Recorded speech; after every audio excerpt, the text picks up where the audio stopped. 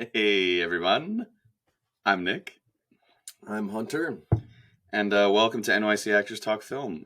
The Last Jedi episode, the last episode of NYC Actors Talk Film. Here we are. Here we are. Welcome. We are a podcast where sometimes we talked about specific actors and their body of work, and sometimes we just talk about movies or TV shows like Lost. Yeah, like Lost. And if you haven't heard our Lost deep dive, I would recommend that because it's one of the best things we did. I'm rewatching the show right now, and I'm going to go back and listen to it too, just to see if my opinions have changed and stuff. Yeah. But we covered a lot of movies. We covered Batman movies. We covered Spider-Man movies. We covered some Star Wars, like today. With Last Jedi. Yeah. A very uncontroversial, everyone has the same opinion on this movie. And everyone loves it. Everyone loves it. Everyone has the same opinion on it. It's Last Jedi. No problems at all afterwards. Culture was completely fine with that movie. And they went on to do the third movie and continued everything from that movie. Yeah. They didn't backpedal. No retconning. No retcons whatsoever. No, not at all. In a way, that last movie wasn't wasn't a reaction to that movie at all. No, it wasn't. And it actually continued it quite well. And it went on to become one of the best trilogies probably of all time. Of all time. Yeah. Which is super impressive. Yeah. I don't know if you guys sensed our sarcasm, but actually it's the opposite of what we just said. It's the opposite. But it would have been nice. It would have been nice. Wouldn't it? Yeah, nice? If we got a good Star Wars trilogy where they had planned out everything. But that's not what we got, all right? So we got... And this is what we're talking about today, The Last Jedi. And a little history about this movie and our relationship with the movie is that it was kind of the movie we started talking about before we were friends. And we had sort of arguments, but debates, whatever, and talks about that movie. And we were like, oh, we like talking about movies together. And what's interesting, too, is that, I don't know if, I think you remember this, but I'll tell for context. We were in a show together. We were arguing probably about this movie in the costume department or whatever. Mm-hmm. And then the costumer was like, you guys should have a podcast. Yeah. And we were like, oh. Ding, ding. Light bulb. Yeah. Yeah, I think we should. Because we do have different opinions on stuff, but also have this same love for cinema. For sure. Yeah. Yeah. Which is, I think, why the podcast worked. Yeah. And why this is going to be an interesting, fitting last episode. Yeah. So here we go. So here we are. Last Jedi. Last Jedi. So yeah, obviously this is the second movie in the new sequel. I guess people call it the sequel trilogy, right? Mm-hmm. It's the sequel trilogy. Yeah. So Force Awakens came out in 2015, a movie we are not talking about, but quick summary, fine movie. It was a huge event at the time, but now, looking back, it's like not a bad movie, but also just kind of retread. I loved it, but now probably looking back on it, it's like, oh, look at all these unanswered, or like how. Oh, they just, you know what I mean? They kind of ruin it a little bit. But it's a good, I like it's that not, movie. It's not a bad movie, though. It's a good movie to me. Yeah. Very good Star Wars movie. Yeah. It was, it was years since we had a Star Wars movie. So it was this big event, and now there's a new Star Wars thing every month. Yeah. Yeah. Which takes the specialness out of it just a little bit for me. But it was a special event at that time, and things were looking up. Then 2017 happened. And then I saw this movie. Last Jedi happened. And just to get it out of the way now, at least and you still do not love this movie. No, I don't. When I first saw it, I was like, oh my God. I was in the theater. I thought it was kind of boring and laughable at times. I was like, oh man, I really didn't like it. And I wanted to like it so much. But then on this rewatch that we just did, we just watched the movie yesterday. And yeah, we did. I didn't think it was as bad as I remember it being, like, at all. Like, there was a lot, especially watching it with you, and you'd point out stuff and like, oh, look at this, like, see how this works. It's like, oh, you're right. There's a lot of good stuff in this movie. There's also a lot of stuff that I really don't like in this movie, but there's a lot of good stuff to be said about it, you know? Mm-hmm. And then, yeah, and I really like this movie, and I always liked it. I don't know, I didn't know how much I liked it the first time, but I was always like, yeah, this is like, especially compared to the last one, like, oh, okay, they're trying something different. They're not just like doing the same movie again.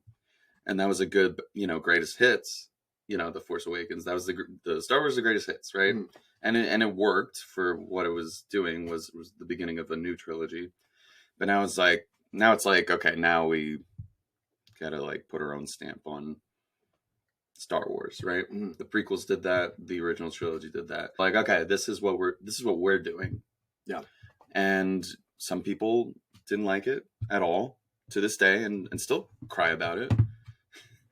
And some people love it and think it's a masterpiece. And I still don't know if I would go there, but I do really like it, and I think it's very smart and subversive in a good way, because I know people are like, oh, it subverted my expectations. Like, that's the joke. Like, oh, it's like too subversive.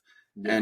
And we could, we'll get into it, but I guess there's an argument to be made that maybe it does in some aspects, but I think for the most part, in my opinion, it does it well, because it's a character first. It's not just turning strangely into different directions just cause. Mm-hmm. It's like, okay, like, oh, like everyone had a problem obviously with Luke and just in general. Mm-hmm. Like him, and his kind of dilemma with Kylo Ren, and like him throwing the lightsaber away. And, I still have a problem with him. I feel like they could have done something else. The visceral reaction that I had while watching it the first time in the theater when he threw it, I mean, it shocked me, and that's what they want. That's what it. Yeah, that's what they want. But I was like, oh my gosh, is that true to the character? I don't know. But then you realize after that moment, because it is shocking, like, oh, yeah, Luke Skywalker, like, the greatest hero in Star Wars at the time, like he's a figure that so many people looked up to in the original trilogy, like outside the movie, and he's the still to this day, like the classic hero in a movie. Yeah, like I remember talking to my dad after The Last Jedi came out, and he was like, that's not Luke Skywalker. He's like, I don't know who that is, but it's not Luke Skywalker, not the one that I had. You know what I mean? Which I think is in this movie the point. It's like, wait, what? What are you doing? Mm-hmm. Like, I would never have expected you to do this. Yeah. But that I find that very thoughtful and moving in some places, that he's not like perfect.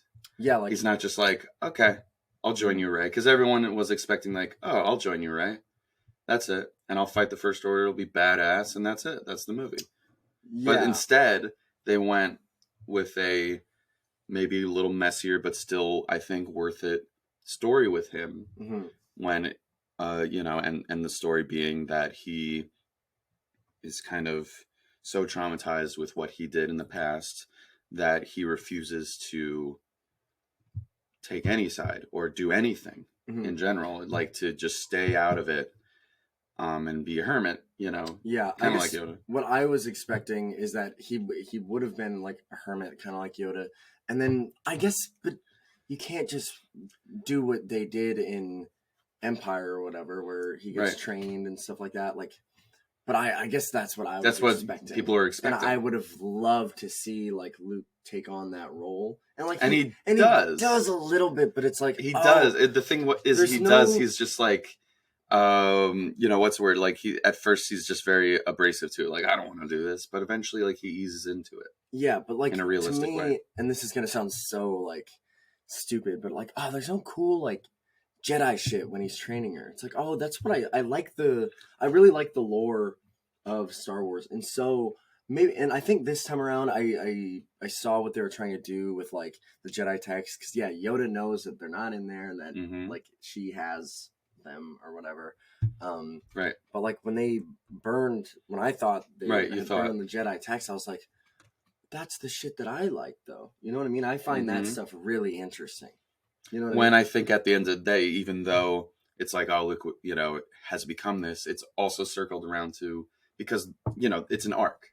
He starts this way, because if he was just one way the whole movie, that's boring. It would be boring. Yeah. It's kind of like, I don't know. It's just like other not soft reboots, but just like, oh, like we're bringing back the cast or whatever, and they're just perfect. And that's it. It's like not challenging at all.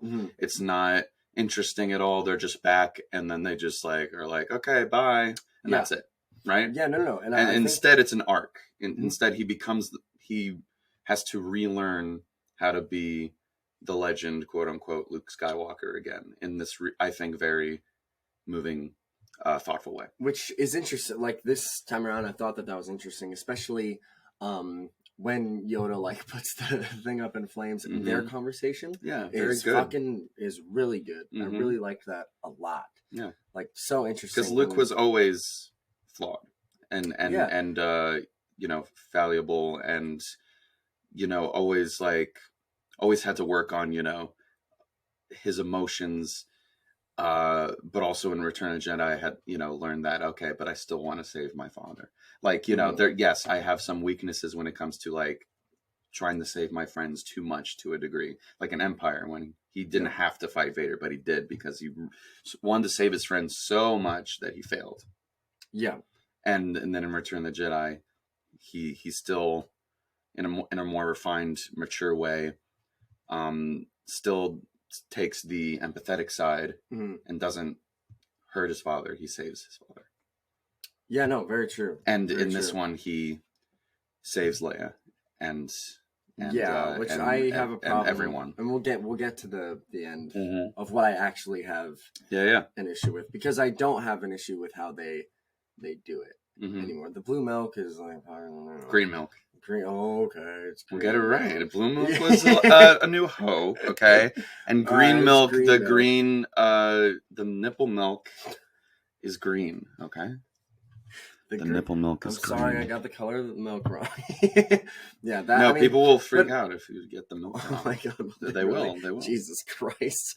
No, but initially, like, I did have problems with that, but I don't anymore. FaceTime Force. I love that. Right? I loved it from the beginning when I first saw it. Oh, man. It's new. It's interesting. It's different. And it's like Kylo Ren and Rey like communicating with each other. It's like so... it really is kind of arousing. There's so much like... it's like sensual, yeah. Sexual tension between them. And they don't even kiss, which they do in the third one, which is... Yes. But like in this one, like the closest thing they ever do is just touch fingers. Yeah. And then Luke comes in and sees it and he's like, oh my god. Are you wearing protection? Yeah. Basically Poe, hothead, turns leader. The casino storyline with Finn and Rose. All the crazy characters we meet. All the wonderful characters we meet in the casino. Canto Bight, the casino planet, I think is wonderful. Like Dabu Skay. Remember Dabu Skay? Oh, I remember Dabu Skay. Voiced by Mark Hamill. He's that little gremlin alien who likes coins, and he puts the coin in BB-8. Like he thinks he's a coin slot. Oh, I remember. Machine. I remember. Some of the best stuff in the movie. Or remember this guy? What's his name? Heptunian. Heptunian is basically an alien who's like in a few shots, and he's like a gray alien, and he has like hair, like floppy rich people hair. He kind of looks like Andy Warhol, but just with black hair. Sure. Yeah. Anyway, there's some funny characters there. I think Heptunian.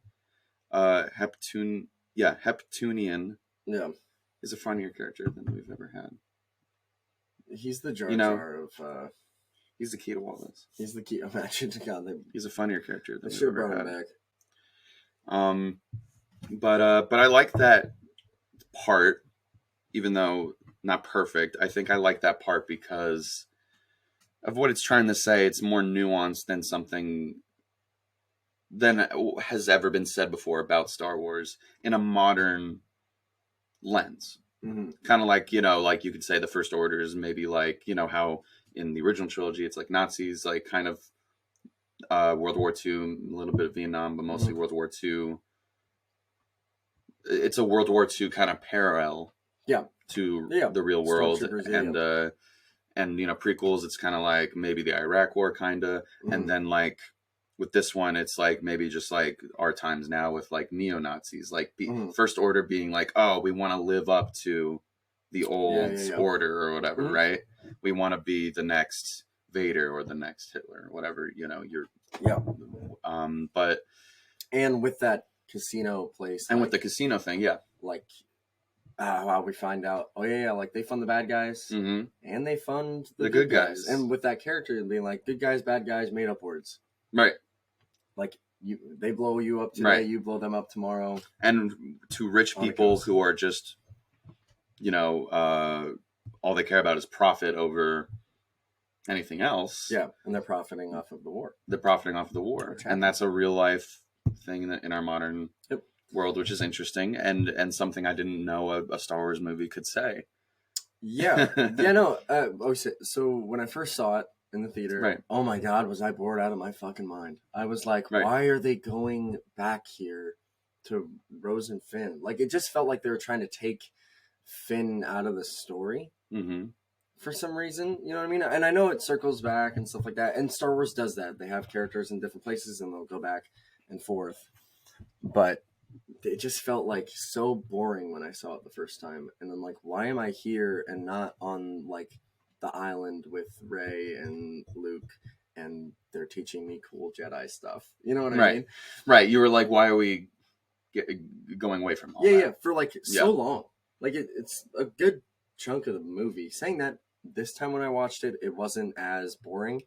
Maybe because I was watching it with you and we were like, oh yeah, look at all this stuff. You know what I mean? Yeah, because I like the message behind it, even though I don't think like Rose and Finn are like perfect characters or anything. I think ultimately their subplot really works for me for the most part, is because like it's something new. It's something thoughtful about, the world, and how like when she says like, I just want to punch a hole right into this big beautiful town, and it's like it's beautiful, right? But it doesn't matter because look at that, open your eyes, see it, why this beautiful town was made in the first place, profiting off of war, slavery, of children, and the abuse of animals, look, you could maybe say it's heavy-handed, sure, and that's okay. I think Star Wars has always been heavy-handed. The Empire are bad guys, yes. It's not like I don't know. But which is interesting because obviously this one is a little more like about some things, but ultimately it's still broad. I do like that, like even with fucking Kylo Ren, it's like, dude, he killed Han Solo, one of the best characters ever in Star Wars, right? Yeah. And it's like, oh, but in this one, it's like, well, look, he's kind of damaged. You know what I mean? And right, he thought that act wouldn't make him more, clear on things. Like, okay, like I'm even more, on the dark side now, but instead he's split even more after that. Which like they do that too with like Anakin and stuff like that. Yeah. Like they've done that before, but this one kind of dove into that just a little bit more. I mean, just talk about Kylo Ren just in general. Adam Driver always killed it in all three movies. Oh yeah. Amazing. He's one of our finest actors right now. Love him. Yep. And like it's kind of what I wanted from Anakin in the prequels to me. This is what I wanted. He's a whiny guy, and he's not like this big all-powerful villain like Vader was, right? He's trying to be that. But in that way, that makes him in some ways more interesting than Vader because of that. Because he's trying so hard to be that guy. And in some ways he is, but in some ways he really isn't. So it's interesting to see that play. Like, oh, what will he do? Well, he'll kill his father, but he won't kill his mom. Kylo Ren, always consistent. He's a great villain. Oh, yeah. And the best thing about the sequel trilogy. I would agree. Such a good villain. Yeah. Great villain. Yeah. But yeah, so overall I like the casino stuff. Even though I think at the end when it's like Hux versus not Hux. What's Finn versus Phasma? Captain Phasma. Captain Phasma. Yeah, see, it's like, who cares? Like, Captain I don't Phasma, care. baby. I don't care about this. Go She's to Rey. Chrome. Can I just go to Rey? Chrome Dome. Go Chrome Dome. I don't care for that fight, but like all the stuff leading to that, I like, and I like Benicio del Toro. He's funny. I like the things he says, just not the way he says them. Just not the way he says them. I'm like, I'll just spit it out. It's now or never. It's no. No. I like that. Yeah. There's the little moments where it's like the inverse of Lando, where he's like, oh, he backstabs them and he seems like a bad guy, but maybe he has a heart of gold, and you're expecting that. And then when the ending happens and he just fucks him over, it's like, yeah, well, that makes sense. It's not like he was a great guy or anything. Yeah. But you expect that arc to happen because you've seen that before in Star Wars, like Han Solo and Lando and everything.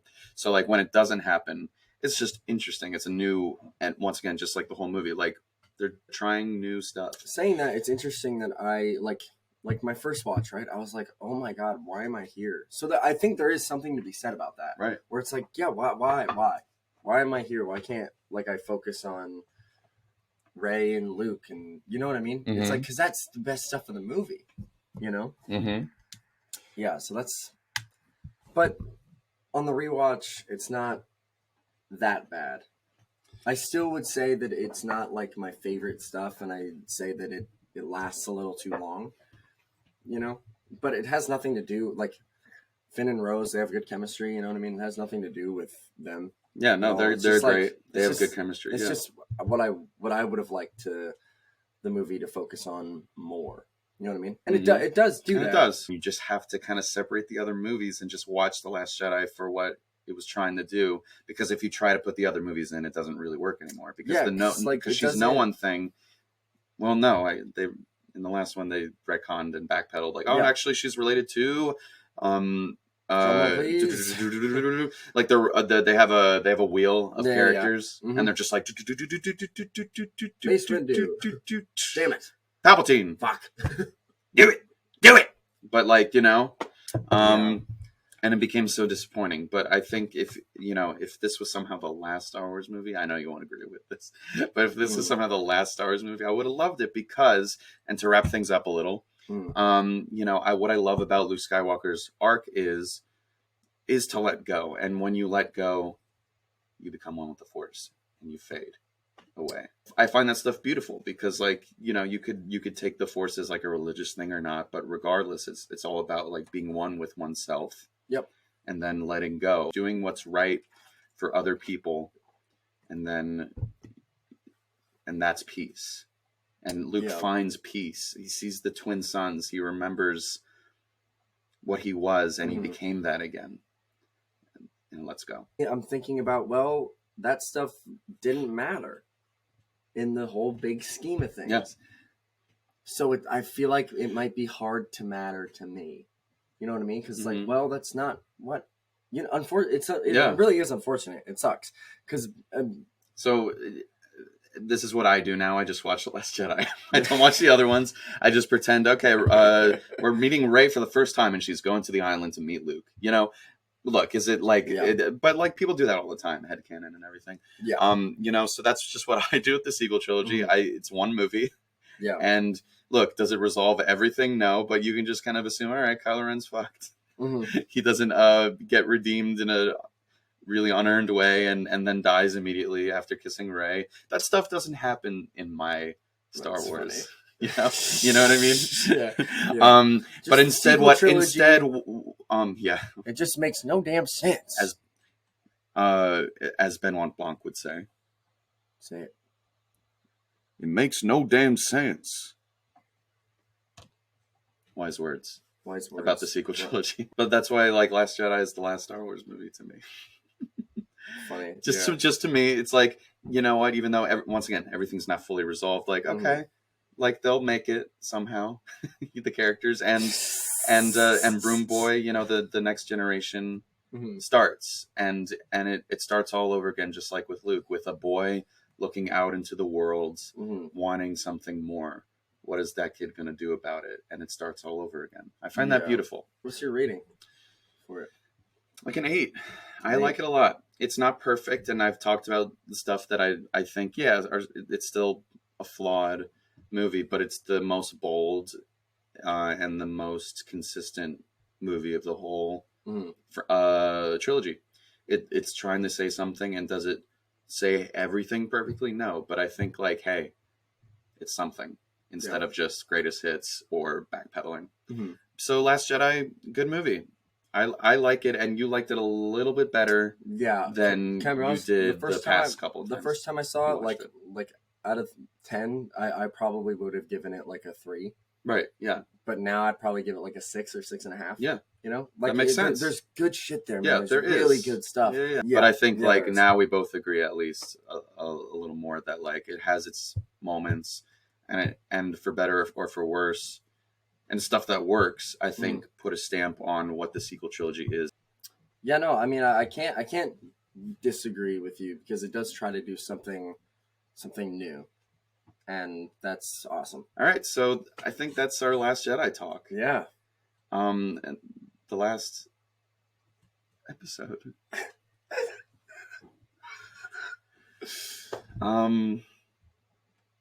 This was fun.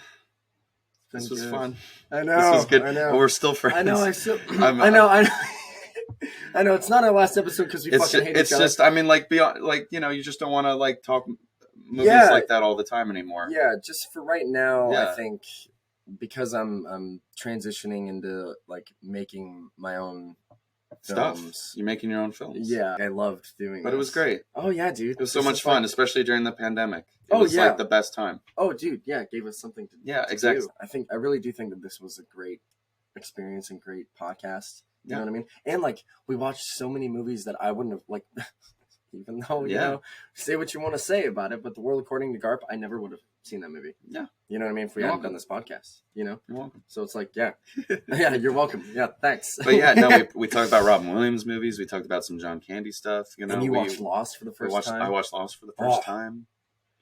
It was a beautiful journey, a beautiful experience. And maybe we'll do something again. Yeah, no. You know, in the future, but but this is it for NYC Actors Talk Film. Maybe I'll do another podcast. We'll see. But for right now, thank you, Hunter. Yeah, thank you, Nick. Thank you. And thank you for watching. Don't like and subscribe. No. But like, you know, this is it.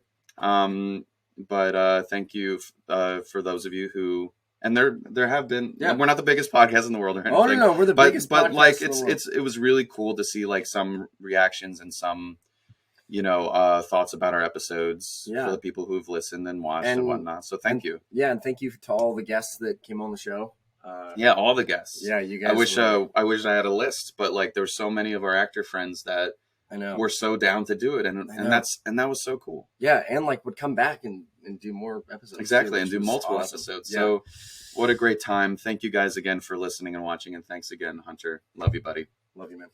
All right. And may the force be with you. Always. There we go.